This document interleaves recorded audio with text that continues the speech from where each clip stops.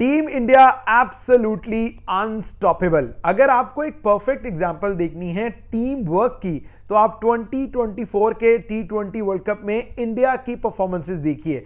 यानी कभी जसप्रीत बुमराह विकेट्स लेते हैं तो कभी कुलदीप यादव आउट करते हैं, कभी रविंद्र जडेजा अच्छे कैचेस पकड़ते हैं तो कभी हार्दिक पांड्या आउटस्टैंडिंग स्पेल करते हैं, कभी Surya Kumar Yadav half century score कर लेते हैं तो कभी मुश्किल में फंसी हुई टीम इंडिया के लिए हार्दिक पांड्या नीचे से आके रन्स कर जाते हैं। यानी टॉप ऑर्डर में अगर विराट कोहली और Rohit Sharma out of form है तो कोई मसला नहीं भाई, ऋषभ पंत रन्स कर लेंगे इंडिया के लिए। यानी आपने कोई भी ऐसा खाना खाली नहीं छोड़ा जहां टीम इंडिया की तरफ से आपको परफॉर्मर्स ना दिखें।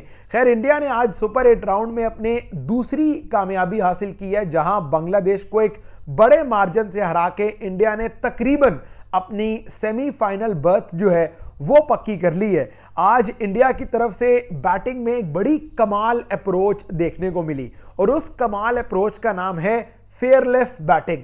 यानी आपको अपनी विकेट खोने का डर नहीं है, आपको इस चीज का डर नहीं है कि आप अगर रन करने के लिए जाएंगे, आप अगर छक्का चौका लगाने जाएंगे तो आप आउट हो जाएंगे। आप रोहित शर्मा की विकेट देखें, आप विराट कोहली की विकेट देखें, यानी कोहली कितने दिन से आउट ऑफ फॉर्म चल रहे हैं, उनका इस T20 वर्ल्ड कप में एक भी 50 नहीं है। अगर वो कोई सेल्फिश बैटर होते तो उनकी यकीनी तौर पर यही अप्रोच होती कि यार मैं अपनी 50 कर लूं, ये बांग्लादेश का कोई इतना बड़ा बॉलिंग अटैक नहीं है, मैं इनके सामने हाफ सेंचुरी स्कोर कर लूं, अपनी फॉर्म बहाल करूं सेमीफाइनल से या ऑस्ट्रेलिया के बड़े मैच से पहले। लेकिन विराट कोहली ने हरगिज ऐसा नहीं किया, उन्होंने 3 छक्के लगाए, 32 आज स्कोर किया और बाहर निकलकर मारने के चक्कर में वो आउट हो गए। इसके अलावा आप ऋषभ पंत की बैटिंग देखें, सूर्या कुमार यादव ने आते साथ ही पहली बॉल पे छक्का लगाया और वो दोबारा हिट आउट करने की कोशिश में आउट हो गए।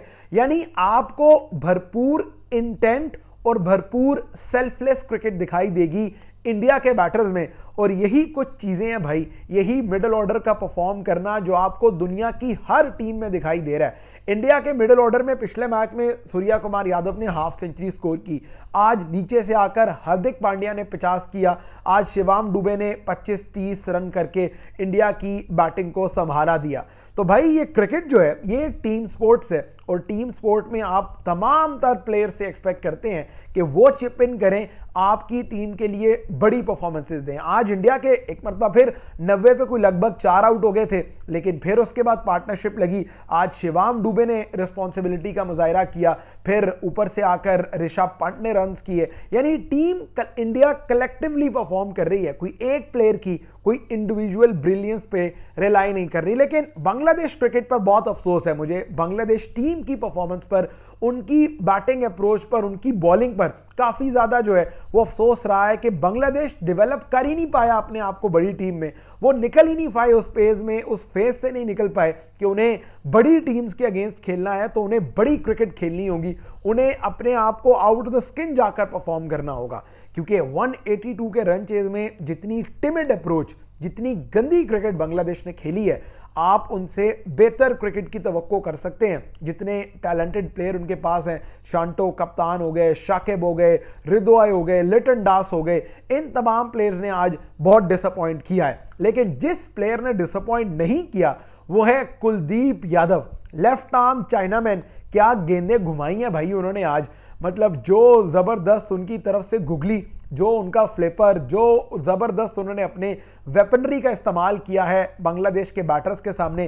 कोई मौका नहीं मिला शाकिब को हिट आउट करने का, शांटो को उनके अगेंस्ट रन करने का, लिटन दास को उनके अगेंस्ट रन करने का। But all in all India की बॉलिंग बहुत जबरदस्त रही। चाहे आप बुमराह का स्पेल देखें, वो तो हमेशा से ही बड़े इकोनॉमिकल हैं भाई। इस T20 वर्ल्ड कप में बुमराह की अगरचे विकेटें सिर्फ 8 हैं, लेकिन उनका इकोनॉमी रेट सिर्फ 4 समथिंग का है, 4 पॉइंट समथिंग का इकोनॉमी रेट।